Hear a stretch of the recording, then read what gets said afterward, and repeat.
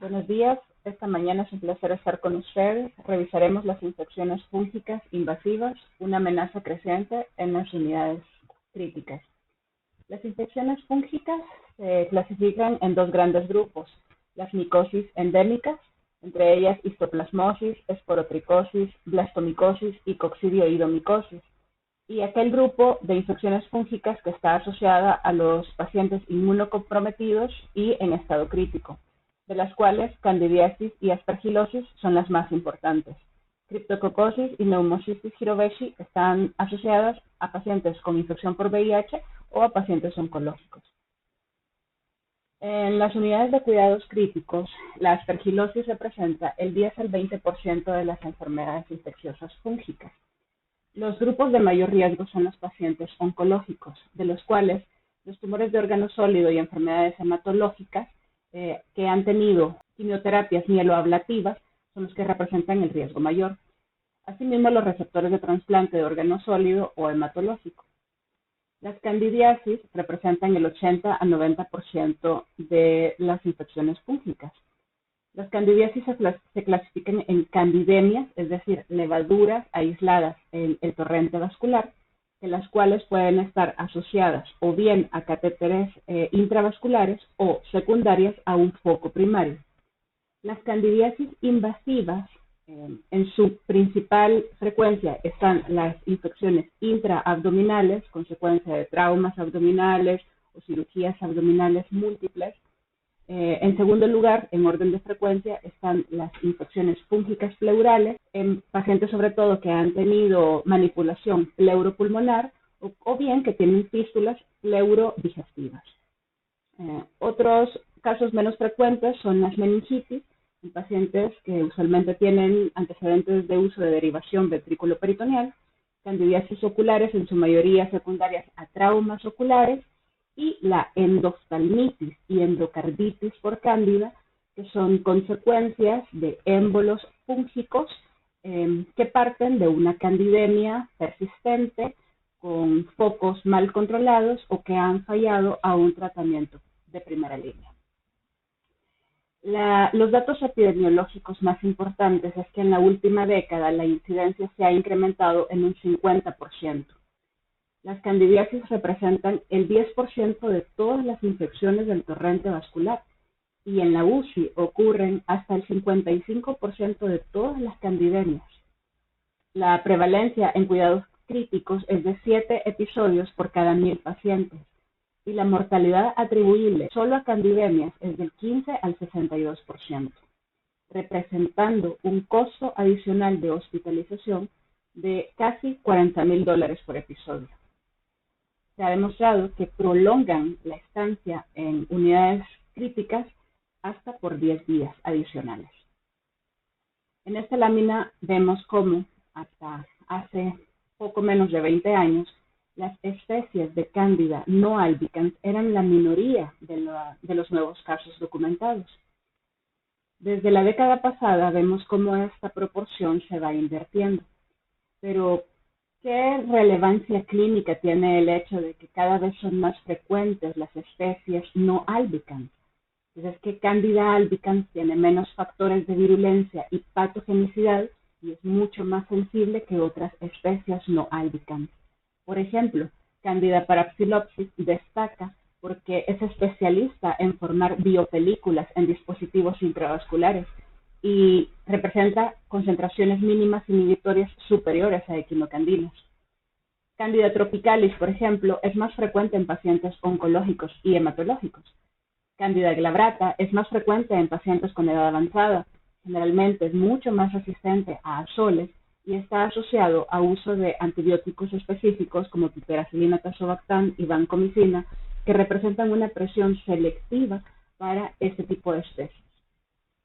Otra especie mucho menos patógena es Candida guillermondi, que sí es cierto, es menos patógena, pero tiene menos susceptibilidad a equinocandinas y fluconazol.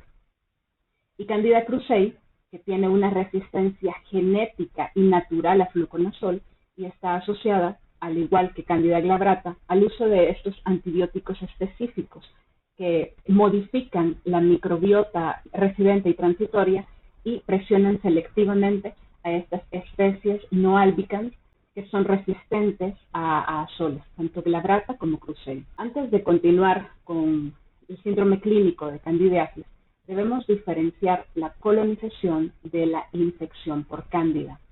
Se han hecho estudios que hasta el 15% de los pacientes que ingresan a una unidad de cuidados críticos van previamente colonizados antes de ingresar a la unidad. Y a lo largo pasan los días de estancia hospitalaria, pueden llegar a estar colonizados de un 50 a 80% de los pacientes que ingresan. Para que ocurra una infección por cándida, primero debe ocurrir una colonización por cándida. Y de la colonización a la infección puede haber un periodo de latencia en promedio de 5 a 7 días.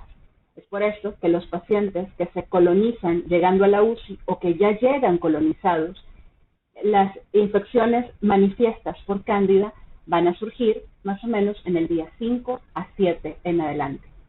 La colonización por cándida se ve agravada a su vez por factores de riesgo individuales, como factores genéticos incluso, factores de la condición médica per se, y otros factores de la microbiota hospitalaria, de la microbiota regional, de las presiones selectivas de otros antibióticos. La colonización se clasifica como colonización de alto grado o de bajo grado. La de alto grado es la colonización multifocal, es decir, que por lo menos deben haber 3 aislamientos de alguna especie de cándida en 3 muestras microbiológicas distintas. Las colonizaciones de bajo grado son 2 o menos sitios. Se calcula que en el día 7 hasta el 70% de los pacientes están con una colonización ya multifocal en el 7º día de hospitalización en cuidados críticos. De los sitios de colonización más frecuentes están los aspirados gástricos, muestras orofaringeas, aspirados traqueales, hisopados perirrectales y muestras urinarias. Un cultivo único, aislado, de orina, de aspirado bronquial o incluso de lavado bronquial veolar no deben considerarse como una infección fúngica, porque de hecho las neumonías primarias por cándida son excepcionales. Y si bien es cierto, pueden ocurrir émbolos fúngicos pulmonares, pero una neumonía primaria por cándida es excepcional y siempre deberíamos sospechar que estamos frente a una colonización y no frente a una neumonía por cándida, al igual que las infecciones urinarias por cándida. Salvo los pacientes que están posteriores a un trasplante de órgano sólido renal o procedimientos urológicos severos, los aislamientos urinarios más bien son colonizaciones y no infecciones. De hecho, una cándida en orina debería hacernos sospechar que hay una levadura en orina que se está depurando a través de la orina. Si es que no sospechamos una infección fúngica invasiva con todo el síndrome clínico que esto representa, estos aislamientos en estos especímenes casi siempre nos deben hacer pensar que estamos frente a una colonización y no frente a una infección.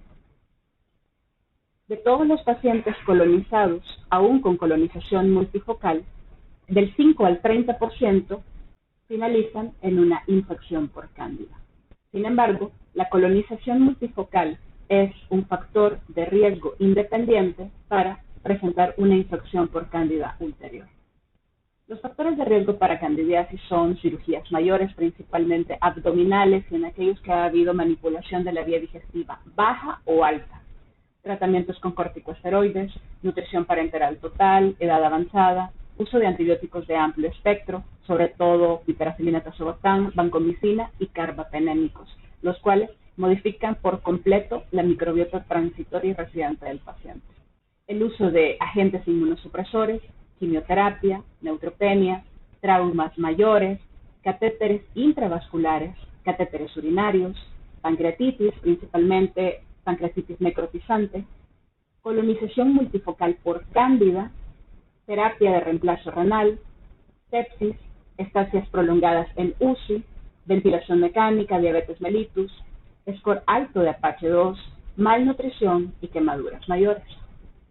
A pesar de todos estos factores de riesgo que acabamos de revisar, existen factores independientes que influyen directamente en la mortalidad. aumenta la mortalidad, la edad avanzada, score alto de Apache 2, fármacos inmunosupresores y la infección por Cándida tropicalis. Disminuyen la mortalidad, el retiro oportuno y rápido del catéter venoso central como principal estrategia para controlar el foco primario y el tratamiento con equinocandinas cuando se compara con tratamiento con azoles o con tratamiento con polienos. La mortalidad siempre va a ser menor cuando se trata con equinocandinas. El síndrome clínico nos debe hacer sospechar de una infección fúngica invasiva. Y finalmente debemos pensar en un síndrome clínico de sepsis, de choque séptico, sin evidencia de una infección bacteriana que explique los síntomas, o al menos la totalidad de los síntomas, con una disfunción orgánica y evidencia de una colonización multifocal por cándida. Y la colonización multifocal por cándida solo la vamos a identificar cuando a su llegada, a su ingreso a la unidad de cuidados críticos, el paciente se le busquen las colonizaciones. Los pacientes de alto riesgo, como lo hemos mencionado, son cirugías digestivas, principalmente de tracto digestivo superior, o pancreatitis necrotizante. Vamos a hacer una breve revisión sobre las recomendaciones de las guías clínicas europeas que han sido publicadas en el 2019. Previo a estas guías clínicas hay una publicación del 2016 de las guías americanas, pero esta particularmente es de interés personal porque es un consenso de expertos de la Sociedad Médica Europea de Enfermedades Infecciosas y la Sociedad Médica de Cuidados Críticos. Existen modelos de predicción de riesgos que siempre deberían usarse para identificar pacientes de riesgo elevado de candidiasis. Vemos en esta tabla como el primer modelo de predicción fue el índice de colonización. Esta tabla tiene una buena sensibilidad, una especificidad bastante cuestionable. Su valor predictivo negativo es del 100%, aunque quiero que veamos que a pesar de estos valores que son bastante agradables a la vista, solamente ha sido probado en pocas unidades de cuidados críticos. Otro muy conocido es el score Cándida de 2006 y el score Cándida modificado del 2009, que tienen sensibilidades bajas, al igual tienen especificidades bastante cuestionables y valores predictivos positivos bastante bajos. Sin embargo, los valores predictivos negativos son muy altos y, como vemos, tiene condiciones metodológicas mucho más bonancibles, con mucho más estudios retrospectivos, y han sido evaluados y estandarizados en muchos más centros de cuidados intensivos. Existen también recientemente las reglas de Ostrowski que siguen teniendo valores predictivos negativos muy altos. Como conclusión, al ver todos estos datos, todos los modelos de predicción, al menos estos que están acá publicados, tienen valores predictivos negativos altos y su utilidad en este caso nos sirve para seleccionar pacientes de riesgo alto para posteriores análisis microbiológicos y muestreo de biomarcadores. Todos comparten la característica de una baja especificidad, así que no son útiles para seleccionar tratamientos antimicóticos empíricos. Un score o un modelo de predicción positivo en sí mismo no nos será útil para decidir si iniciamos o no tratamiento antimicótico empírico. Existen técnicas microbiológicas convencionales en las cuales el estándar de oro es el cultivo automatizado con botellas que se meten en sistemas automatizados de incubación e identificación, y las limitantes de esto es que se tardan demasiadas horas en poder identificar una cándida a nivel de especie. Por lo menos 24 a 72 horas se lleva el tiempo de incubación. Serán necesarias otras 24 a 48 horas para poder identificar la especie, y aún así hay limitaciones para identificar algunas especies emergentes como Candida auris. En este momento, ningún sistema automatizado tiene la capacidad de poder identificar la especie de Candida auris, y la mal identifican como Candida muloni, Dubusa muloni, y ninguno, ni siquiera Vitek o Phoenix, que son los que tienen mejores rendimientos de discriminación de especie, aun cuando tengan sus bibliotecas actualizadas, ninguno es capaz de identificar esta especie emergente. Y aun cuando sembremos líquidos estériles, y no solamente sangre, sino todos los líquidos estériles sean sembrados en estas botellas automatizadas, aún y con todo esto, se logran sensibilidades de apenas el 50%. Ya no digamos si las muestras de líquido peritoneal, de líquido acítico o de macerados se siembran o se meten en tubitos de tapón de rosca, y estos se siembran en medios y en métodos no automatizados. La sensibilidad es mucho menor. Existen otros métodos como espectrometría de masas, que tiene una precisión excelente y la velocidad diagnóstica es envidiable, es capaz de identificar una levadura a nivel de especie en cuestión de 15 a 30 minutos, pero su sensibilidad sigue siendo bastante cuestionable. Y la clasificación molecular por secuenciación, que evidentemente no está disponible en la mayoría de los centros, y yo diría en la mayoría de los países de América Latina. Existe esta técnica microbiológica que no está basada en cultivos, que es relativamente nueva, es el panel de T2 Candida, que es una tecnología que se basa en resonancia magnética, pero combina la tecnología de amplificación de DNA, o lo que es lo mismo en reacción en cadena de la polimerasa, y identifica nanopartículas supermagnéticas.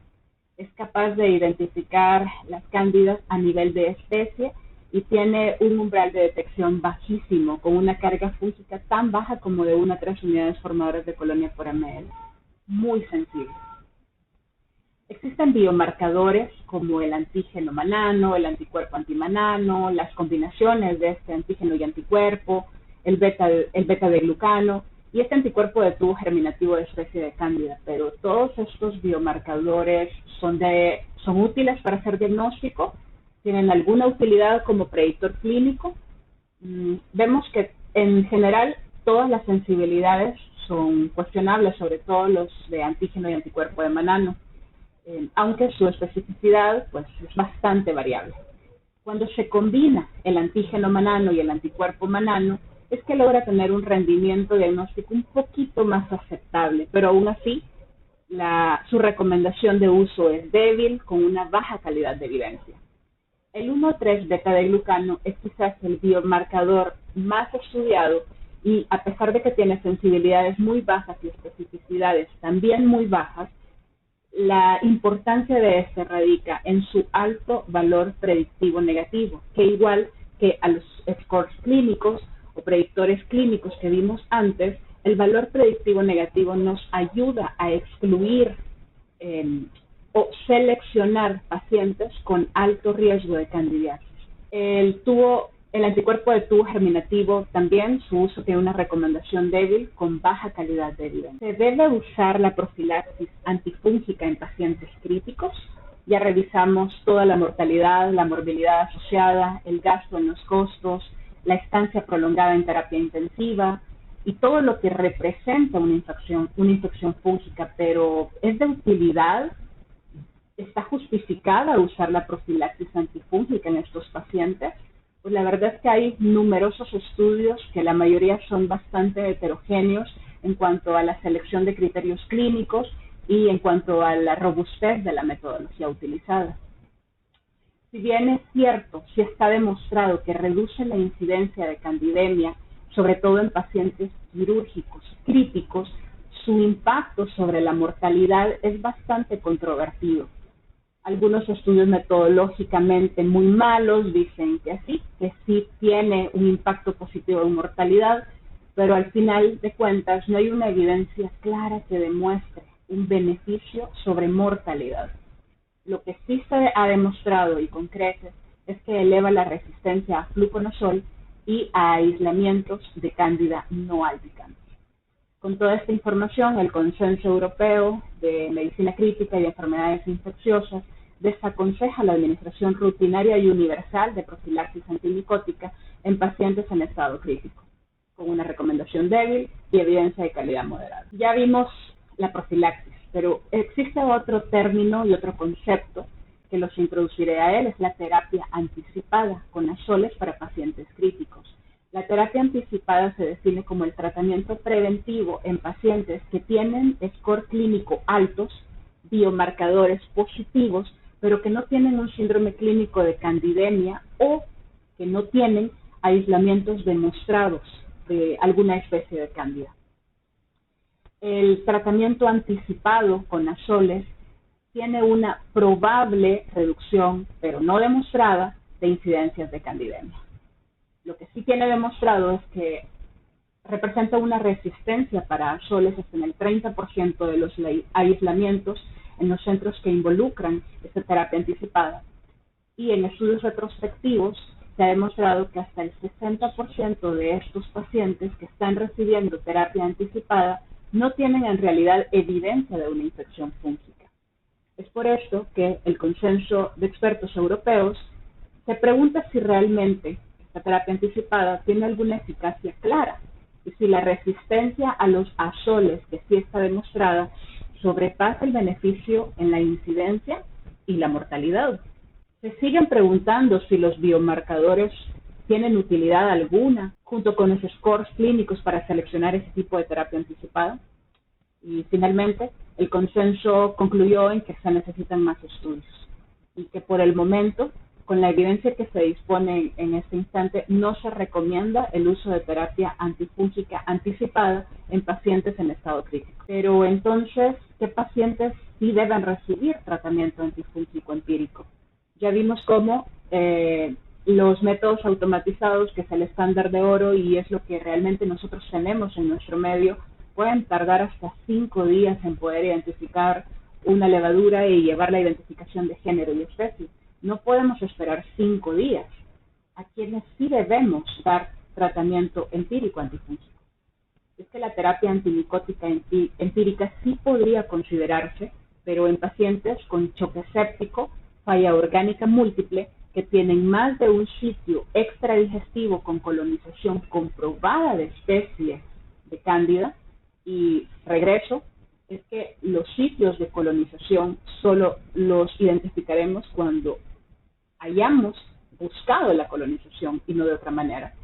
Y no se recomienda iniciar la terapia antifúngica empírica en pacientes sin choque séptico y sin falla orgánica múltiple.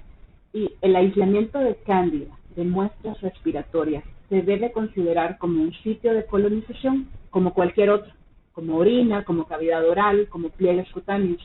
Y frente a un aislamiento de cándida en muestras respiratorias bajas, incluso en lavado bronquialveolar, siempre deberíamos cuestionarnos que esto es una colonización y no una neumonía por cándida.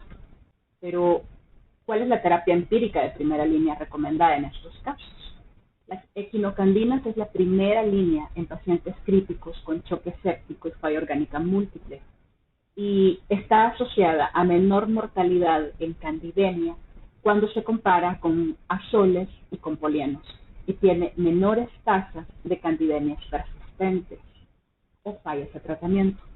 El fluconazol es la primera línea en pacientes en estado crítico con baja gravedad de la enfermedad, es decir, sin choque séptico, sin falla orgánica múltiple y sobre todo en entornos con baja resistencia a azoles. En los casos de candidemia, en la mayoría de los casos, deberíamos siempre considerar equinocandinas como primera opción. Para otras infecciones fúngicas sin candidemia, podríamos considerar los azoles en pacientes sobre todo con baja gravedad de la enfermedad. Si es que utilizaremos azoles, siempre debemos iniciar con dosis de carga de 12 miligramos por kilo, seguido de una dosis de mantenimiento de 6 miligramos por kilo. Los polienos. La anfotericina B-desoxicolato no debe usarse como tratamiento de primera línea en pacientes críticos con candidemia documentada o sospechada de ningún tipo, dada la nefrotoxicidad. Y la anfotericina B-liposomal sí está recomendada como segunda línea cuando las equinocandinas y los azoles ya han fallado como primera línea. La duración recomendada del tratamiento antifúngico en pacientes con candidemia debe ser al menos 14 días después del primer hemocultivo negativo.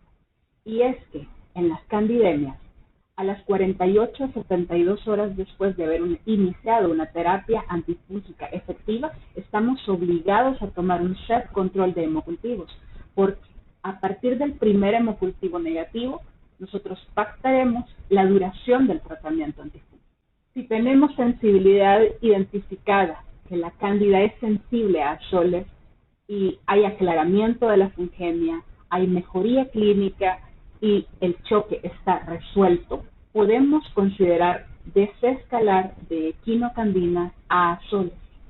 En los casos en los que no se tomaron hemocultivos o que las infecciones son sistémicas y de hecho no hay hemocultivos positivos, se recomienda una duración mínima de 10 a 14 días. En todos los casos se debe priorizar el control adecuado de la fuente.